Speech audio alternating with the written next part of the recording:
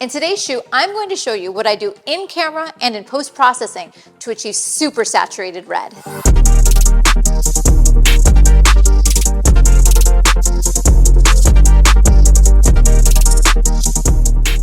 Hey everybody, Lindsay Adler here. In my work, I use super bold, saturated red, and I do so in so many different ways, whether it's a bright red lip, or a beautiful red gown, or a poppy red background, or all of those things together. And photographers will regularly ask me, what do I do to get that vibrant red?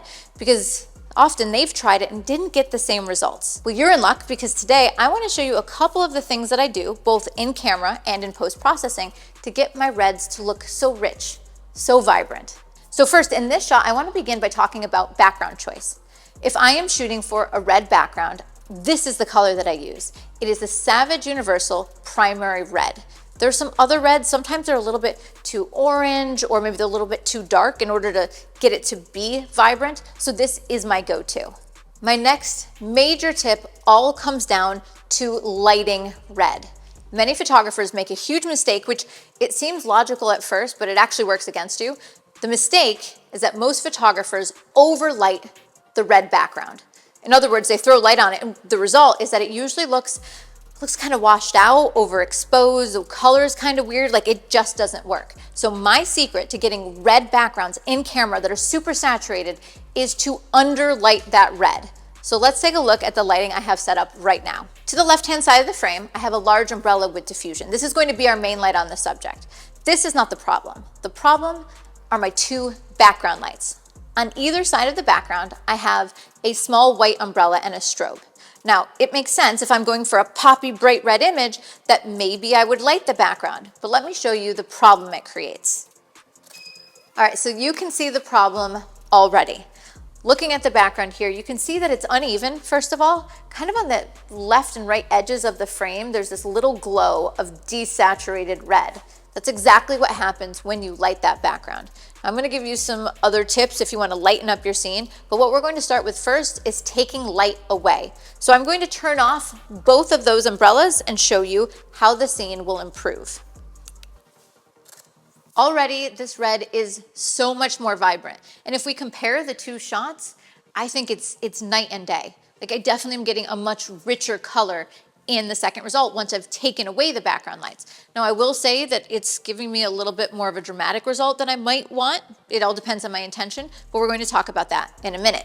So far, what I've shown you has been in camera, right? Choosing the right background, getting rid of the background lights, but then let's talk about what I can do in my post-processing. Now, while I do think this red is looking pretty good, I actually often will go into my color editor and I go over to select the color red and I make a couple quick adjustments.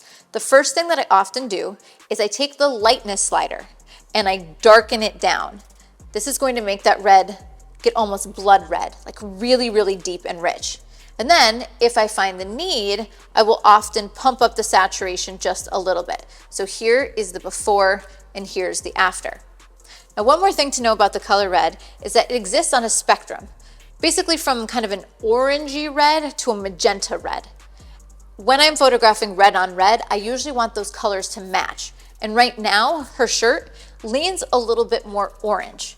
Now, what's nice is in updates to Lightroom, and in this case, CaptureOne, which is what I'm using, you have the ability to make localized adjustments. I'm going to use the AI mask tool to select her shirt.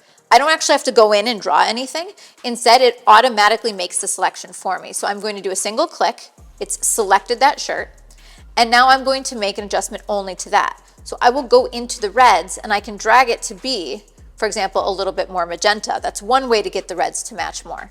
Or I could play around with my white balance and tint. So I already mentioned maybe it was a little bit too orange, maybe a little bit too warm. So I could add a little blue, or in this case, I'm actually cooling down the color temperature. And I could even add a little bit magenta. So here's kind of the before and after as I'm moving that color so that the two hues are closer together. So now if I copy that adjustment and apply it back down, it is going to apply that change to everything. So what you can see is I've taken the light away from the background, making it a little darker, and then in post-processing, I've gone in specifically to the reds, I've darkened them, popped the saturation, then grabbed the shirt, made it a little bit cooler or more magenta. All right, now, I like what this looks like. It's dark, It's rich, it's dramatic, and depending on the concept of the shoot, I could absolutely go with this. I could go for something mysterious, dark, and moody. But let's say that you like this and you like the richness of the red, but you think the shot overall is too dark. Especially on the shadow side of her face, it's going completely dark. Maybe even the background red is looking a little bit too dark. So what I would do then is add another fill light to the entire scene, but I'd keep it pretty low power. My trick for this is I take a fill light and I bounce it back into the corner of the room. What this does is the light bounces off the ceiling, off the walls, left and right, everywhere, and it just lifts up the shadows across the entire scene. So let's actually bring that into the frame. So this is a bare strobe, just pointed up into the back corner of my room against white walls. The addition of this fill light has made a huge difference to the shot. It's much brighter. The background still looks saturated, but it's much lighter. It looks a little bit more commercial. And you'll notice at the dark side of the face, now those shadows have been filled in. So with the addition of a single light, it achieves a massively different result. But one of the things I also want you to notice is that our fill light is not casting a shadow on the background. A common solution for adding a fill light to this scene could be bouncing a light to an umbrella or maybe using a beauty dish, but that often will create an unflattering shadow on the background. That's one of the reasons I love this bounce light technique. It fills in the light evenly everywhere and creates such a soft light source that there will be no distracting shadow that results on the background. When you compare these two shots, the original shot to where we ended up, it's night and day. In the original photograph, the reds are desaturated, they're washed out, it doesn't have any pop. But in the final photo, using just two lights, we have an image that is super saturated. We're using the large umbrella with diffusion as the main light. And then our fill light, the bare bulb, is bouncing back into the corner of the room. And then don't forget that I've gone in and I've targeted those reds to make them darker and a bit more saturated. So I like what this final color looks like. It is very much my style, which means it's time to get the shot with one of my favorite models. So we're going to aim for something, we'll try something at first that's maybe a little more dramatic and fashion, and then we'll go for something a little bit more commercial. For this shoot, I'm going to be using the Canon R5 and the Canon RF 24-105. What's nice is for this setup, I can shoot everything from full length to mid-length to even close-up headshots with a single lens. I don't have to slow down by having to change out to different lenses, and that's why I love the versatility of this one. All right, Stephen, can we pull out those two umbrellas because we're not using them? Again, we're only going to be using these two lights.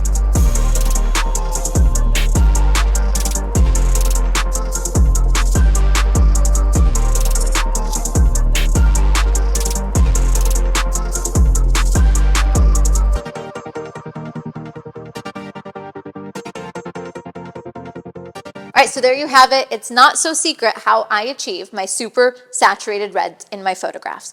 But of course, remember, it's not just about the red looking saturated. It's the interesting things that you put in front of your camera, and then it's a combination of all of it. It's the background, the styling, the posing, the lighting, all of it together. If you want to check out the gear and the background used in the making of these images, be sure to check out the links in the description below and visit Adorama.com.